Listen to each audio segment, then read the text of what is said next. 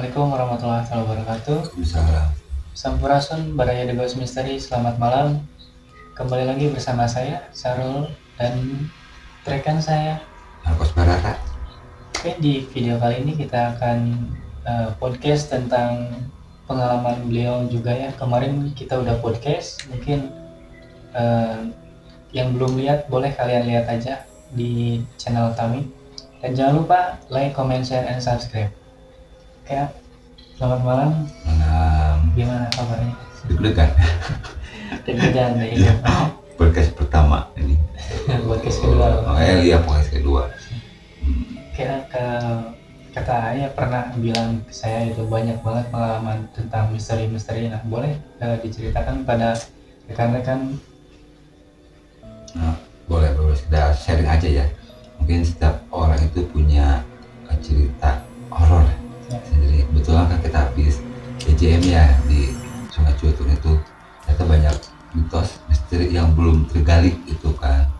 Setiap orang itu pasti, kalau yang ya dibilang indigo gitu ya, pasti punya pandangan sendiri-sendiri. Cuma yang saya rasain kemarin itu gini, karena banyak mitosnya tentang siluman buaya putih itu, memang dia ada itu kan, tapi itu akan jadi legenda. Cuma sering banget dikaitkan tentang kalau setelah ada musibah, intinya orang yang meninggal, yang kecebur kayak gitu ya, sosok itu yang jadi kambing hitam. Padahal nggak begitu juga gitu kan, masih banyak sosok yang lainnya gitu kan, terutama jiwa-jiwa yang tidak sempurna. Dalam kata tidak sempurna itu, dia meninggalnya mungkin secara nggak baik, walau alam ya, itu di luar kemampuan saya. Cuma yang saya rasa itu emang cukup serem ya, serem. Dalam kata kok banyak banget sosok yang berkeliaran, bentuknya begini begitu gitu kan, cukup mengganggu lah. Jadi gini, waktu yang kita jalan itu sebenarnya itu udah ngerasain ada sosok anak kecil. Mungkin yang udah lihat videonya pasti dicek. Yang saya perhati itu kok banyak banget sosok anak kecil usia sekitar 15 tahun ke bawah, yang pada umumnya mereka tuh lagi bermain. Ada lagi bermain, ada juga yang bercanda gitu kan. Cuma kejadiannya kalau nggak di sore hari, di siang bolong kejadiannya gitu kan. Mungkin si anak ini lagi bermainnya di tempat yang mana, nyangkutnya ke daerah sungai situ, yang jembatan Tomo itu. Nah, kadang ketemu di situ, kadang yang di situ. Nah, kebetulan orang itu mengidentikan bahwa di bawah jembatan Tomo itu terdiam sosok siluman buaya putih itu gitu kan. Terlepas dari itu ada apa enggaknya, walau alam sih. Cuma kalau untuk auranya memang ada gitu kan, dia ada. Cuma untuk saya coba interaksi, belum ada dapat lah gitu untuk misteri itunya gitu. Oke, menurut warga di sana kan ada tuh mitosnya yang katanya kalau kata Sunda mah kuya badawang tuh kuya yang besar gitu. Apakah itu kayak benar atau enggak gitu mitosnya? Jadi kalau mitos kayak gitu sebenarnya gue lagi lah, tergantung kepercayaan si orang tersebut. Dalam arti gini, itu hanya untuk menakutin anak kecil gitu. Jangan ke situ, ada yang ke situ ada gitu kan. Nah, jin itu kan dia bisa manipulasi kita gitu ya. Apa yang kita omongin, kita takutin, dia akan berbentuk sesuatu dia. Nah, kayak yang dibilangin awas, ada yang tadi yang harus bilang kuyup bedawang gitu, kayak kuyup bedawang gitu. Ya, kadang dia ya senang aja kalau digituin gitu kan. Cuma yang saya tangkap nggak ada sih, nggak ada. Lebih besarnya ya buaya putih ini gitu kan, berwujudnya seperti apa, itu biasanya besar gitu kan. Cuma sosoknya dia dulunya apa belum saya terdeteksi nih, cuma perwujudan aja, kurang ya, diam diri aja gitu, apa sih sosok itunya gitu. Cuma interaksinya lebih ke orang-orang yang sudah meninggal, lebih ke situ sih yang saya rasain. Dan untuk sosok si buaya putihnya itu belum sama sekali untuk bisa dikomunikasi.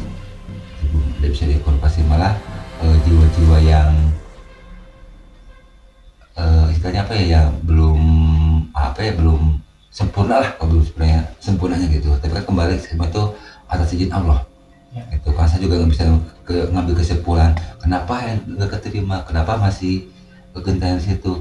Yang namanya jin bisa aja kan dirupain A B C D nya gitu kan, tapi di balik itu tetap kita harus mendoakan siapapun beliau, apapun wujudnya beliau, positif aja, pasti semuanya ada hikmah di balik itu. Kalau dibilang untuk serem sih lumayan serem gitu kan, untuk kitanya lebih ke menghargai tempat gitu kan, lebih bisa beradaptasi lagi dengan alam. Semakin alam terkikis, mereka pun juga semakin terusik kasarut.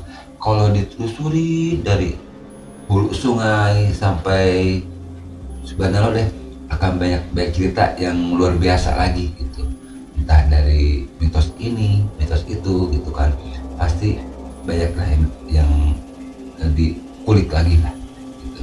Kalau dibilang serem, lumayan sih, namanya aliran air ya gitu kan, pasti ada cerita tersendirinya. Cuma yang saya alamin pas malam itu lebih cenderung anak kecil sama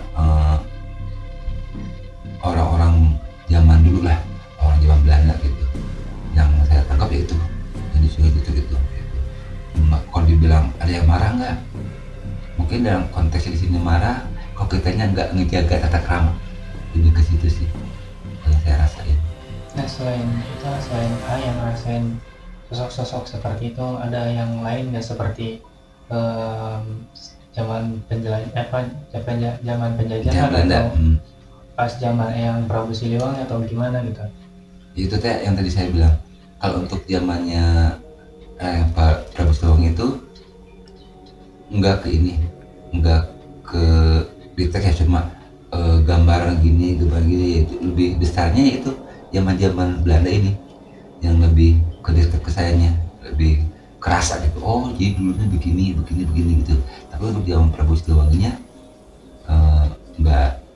belum dapat lah, malah lebih cenderung sosok si Luman buaya putih ini yang jadi mitos untuk di sungai Ciutung itu kan. Apakah ini emang sosoknya udah ada dari dulu? Ternyata memang ada dari dulu, sebelum jembatan itu dibangun, masih jembatan kecil gitu, emang sosok itu udah ada gitu, perwujudannya udah ada gitu. Jadi udah melegenda sampai sekarang gitu.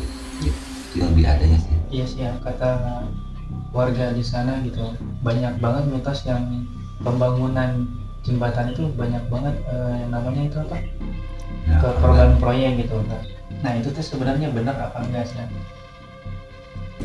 Korban proyek di luar itu sih mungkin gini ya, sekali pembangunan, kalau kita dari kacamata nalar biasa aja itu ya, mungkin safety-nya yang kurang dari perlengkapan safety bekerjanya. Bisa jadi karena pekerjaannya 24 jam ya, bisa aja dia kelelahan, kecapean, akhirnya terpeleset jatuh ke situ, kemungkinan entah kebentur apa meninggal gitu.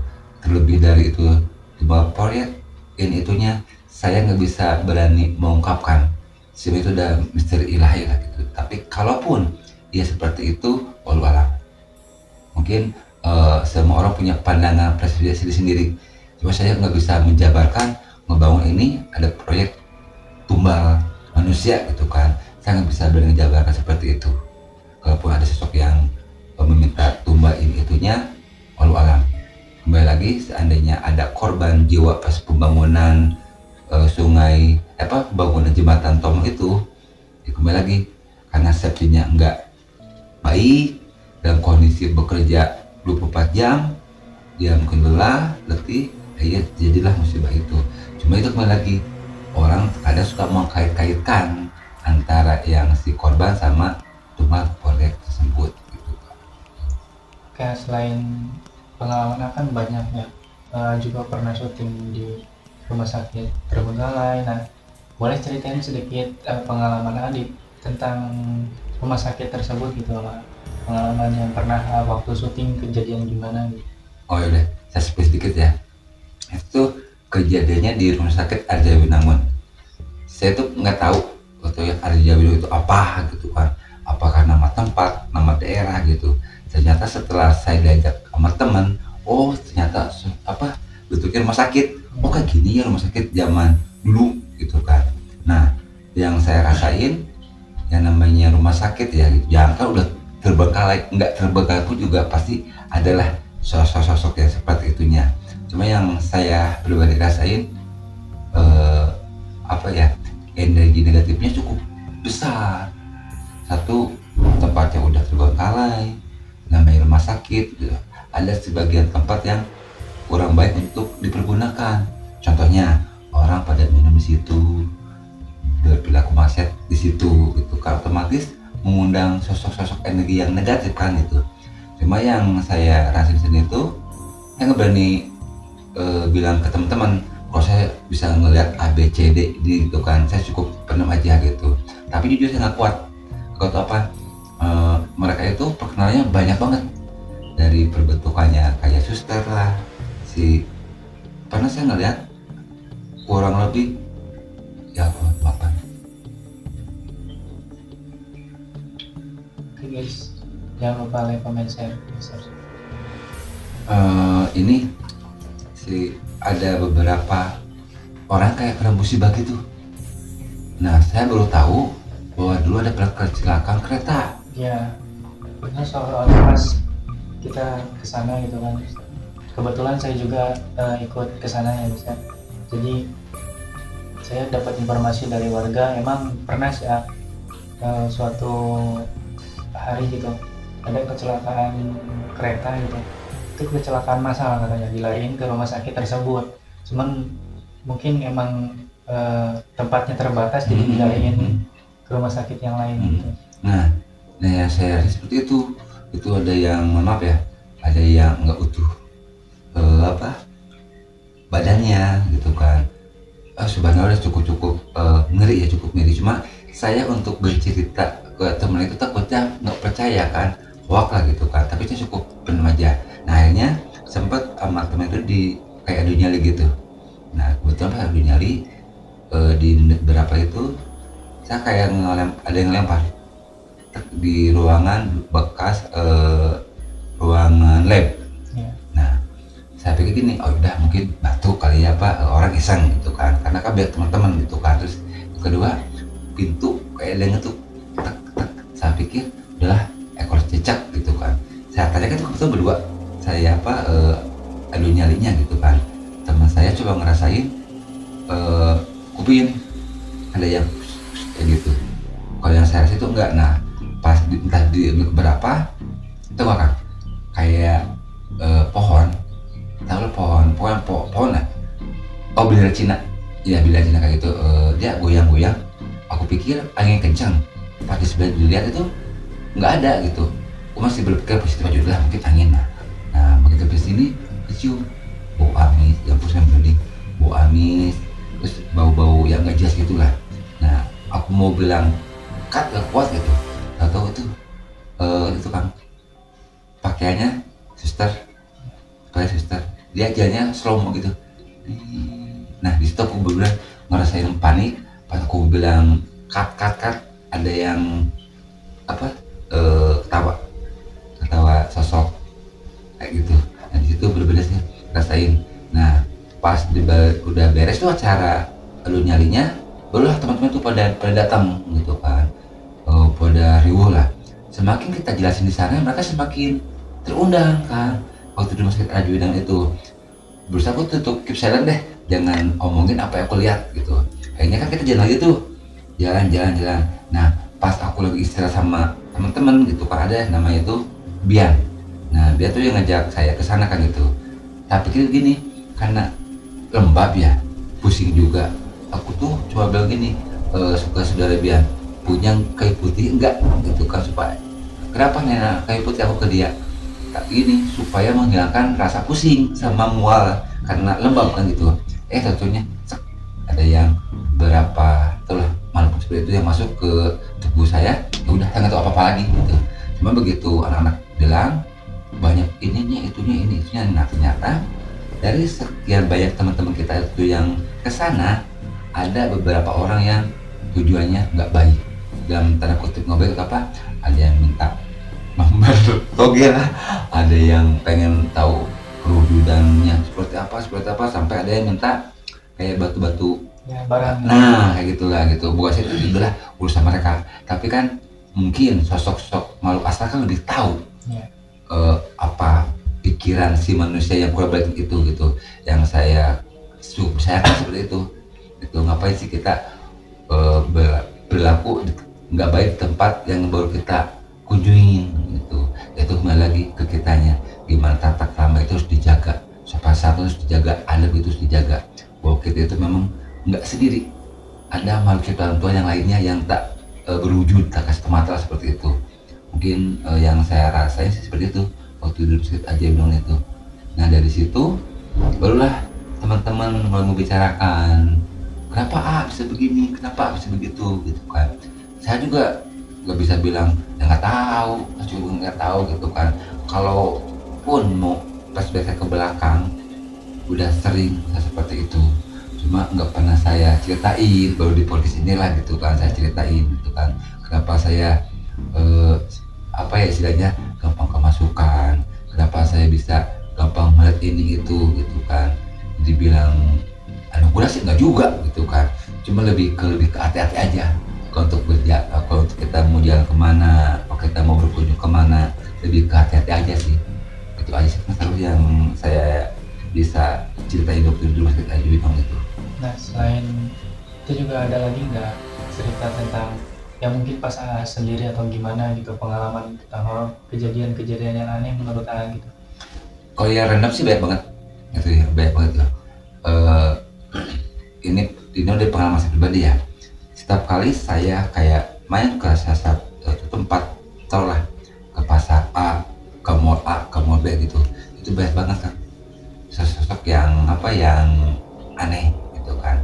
Kalau untuk next time mudah banyak yang minat ya dari para dari ya untuk saya tampil lagi ya dari ada namanya mall di satu mall di Jakarta, korban kerusuhan itu. Saya nggak tahu kalau emang mall itu kena kerusuhan kan. Ada tuh mungkin orang Jakarta, mungkin sebagian orang Jakarta lah, kerusuhan 97. Nah itu sebenarnya udah dibilang miris iya, sedih iya, takut apalagi gitu kan. Terus yang kedua yang suka dibilang penglaris gitu, sebenarnya udah itu aku bisa sampai nggak enak lah kalau ada teman ngajakin tau gitu, yuk membasok kesini gitu kan, mau nolak gimana, mau masuk gimana. Kenapa? Tepatnya kalau yang saya rasa itu jijik banget kan, asli jijik banget. Makanya kalau diusahain memang wajib sih, apalagi yang muslim ya, dimanapun kita makan, apapun yang kita makan, yang namanya bismillah itu harus banget, karena kita nggak tahu juga apa yang ada di bumbunya itu, nggak tahu juga cara pembuatan seperti apa. Jangan asal enak aja, kita nggak tahu gitu. Tapi ya subhanallah, berusaha selalu berpikir positif thinking itu kan. Cuma yang saya rasain kalau main ke sesuatu yang kalau bahasa sekarang viral ya, restoran ini viral, rumah makan ini viral, makan ini viral, ternyata di balik ke lapisan mereka itu ada sesuatu di belakangnya gitu. Cukup ngeri juga sih bagi saya pribadi ya. Tapi kembali lagi, orang mungkin caranya aja untuk menarik konsumen seperti itu, perilakunya ada yang melalui maaf ya, pesugihannya beginilah, begitulah. Buat saya itu haknya mereka, saya nggak boleh menjudge gitu kan, masing-masing punya jalan tersendiri lah gitu. Tapi kalau saya untuk menyarankan, usah lah, mendingan yang ambil aja. Kita punya Allah yang maha kuasa, yang maha memberi rezeki apapun itu buat hambanya gitu. Cukup ngeri juga sih, apalagi kayak ke pasar, di jalan sendiri gitu kan, udah banyak deh yang untuk diceritain, banyak banget gitu. Dan mungkin adalah sebagian dari Kang Sarul, dari kameramen kita juga gitu kan, yang mungkin ada seseorang itu bisa untuk ngerasain, cuma sulit untuk diungkapin gitu kan. Kayak ini, itu tempat nih, kok tempatnya anyap, padahal terang benerang. Kalau untuk dipakain lagi, mungkin tempatnya dulunya begini gitu kan. Ada juga yang mencium sesuatu yang aneh yang belum dia pernah cium, aromanya apa gitu. seperti sesuatu ada yang lewat lah seperti apalah kayak gitu sih gitu. Kalau buat saya sebenarnya sih kan di selama perjalanan kalau saya mau pulang ke Garut kemana gitu, kata orang di jalan ini begini gitu, saya nggak pernah ngeliatin sosok yang bentukannya aneh. Kalaupun ada sipulan korban kecelakaan sampai wafat di situ, perbentukannya yang baik-baik aja gitu, nggak yang berdarah seperti apa, yang begitu-begitu nggak ada. Cuma yang dari ini aja, dari perbentukan warna kulit aja yang lebih apa sih putih itu enggak pucat, nah lebih ke arah ke pucat. Oh baru connect nih, oh ya Allah itu udah almarhum, oh ya Allah itu udah almarhum. Dan ada sebagian yang bukan minta tolong ya, kesannya mungkin bagi saya sosok itu minta tolong karena pas kejadiannya itu ada yang nggak lengkap untuk dikuburkan, entah jarinya yang hilang, entah ada sosok tubuhnya, anggota tubuhnya yang nggak kebawa ke kubur semuanya gitu kan. Jadi rasa penasnya masih ada, tapi buat saya sih ya orang udah meninggal aja itu korinnya kali ya, mungkin juga namanya jin bisa aja untuk ngebentuk yang dia mau gitu. Cuma yang saya rasain di perjalanan, kalau saya jalan kemana, kalaupun iya tempat ini seperti ini sebenarnya loh korban yang kecelakaannya parah, yang saya lihat bentuknya nggak parah, alhamdulillahnya masih utuh, cuma lebih ke warna kulit itu tadi, lebih ke ke pucat itu aja gitu. Cuma ya baru ini korban ini lebih ke situ sih yang saya rasain gitu kan. Nah, dari pengalaman tersebut itu apa pembelajaran yang ambil gitu? Kalau yang saya ambil tetap ya bahwasanya mau nggak mau, suka nggak suka, kita itu emang berdampingan. Kayak kita aja nih, bukan berkelompok sih, lebih kayak ini orang Sunda, ini orang Medan, ini orang ini gitu kan. Sosok itu juga sama kan kayak begitu. Ini sosoknya yang seperti ini, tugasnya seperti ini, tugasnya kayak begitu. Tapi juga sama, ada yang nggak mau untuk di expose gitu ya. Oh gua ada nih, nggak seperti begitu gitu. Cuma adalah beberapa jin yang emang tugasnya jadi menggoda ya gitu kan. Ada yang lebih berani lah gitu untuk menggoda manusia. Nah parahnya lagi kalau kitanya emang pikirannya kosong, bagi mereka cukup senang gitu, makanya diusahain kemanapun kita melangkah, dari rumah tutup pintu, buka pintu, diusahain baca bismillah, diusahain. Masalah di perjalanannya itunya kembali lagi ke Allah Maha Kuasa. Tapi untuk pembentengan diri tetap jangan telat dari namanya zikir sama bismillah, itu wajib buat saya pribadi seperti itu. Oke, mungkin ada pesan-pesan buat rekan-rekan The Ghost Mystery. Untuk rekan-rekan Balai The Ghost Mystery, bahwasanya kita harus tetap tata krama dijaga, apapun apa yang kita lihat, apapun yang kita rasain, cukup kita jadi renungan gitu. Buat pembelajaran, kita juga belajar itu banyak ternyata, enggak dari kita aja, bahwa dari sosok-sosok mereka yang enggak kita lihat di sini kasat mata, ada juga loh pembelajaran yang kita ambil. Jangan sampai perilaku seperti itu. Kenapa? Yang saya rasa kembali lagi ke perbuatan kita sendiri. Kalau kita ingin meninggalnya baik, tapi kembali lagi kasih izin Allah ya, berperilakulah yang baik gitu. Kalau lebih sawab sih kalau bisa gitunya. Oke, teman-teman semuanya, mungkin cukup segini podcast dari kita. Terima kasih ya atas waktunya. Sama-sama, Mas Haru. Mungkin kalian ada pengalaman tentang horor atau gimana, boleh kalian hubungi kontak admin saya. Nanti insya Allah kita undang untuk berada di podcast ini. Oke, mungkin sekian. Jangan lupa like, comment, share, dan subscribe. Sampurasun. Assalamualaikum warahmatullahi wabarakatuh. Waalaikumsalam warahmatullahi wabarakatuh.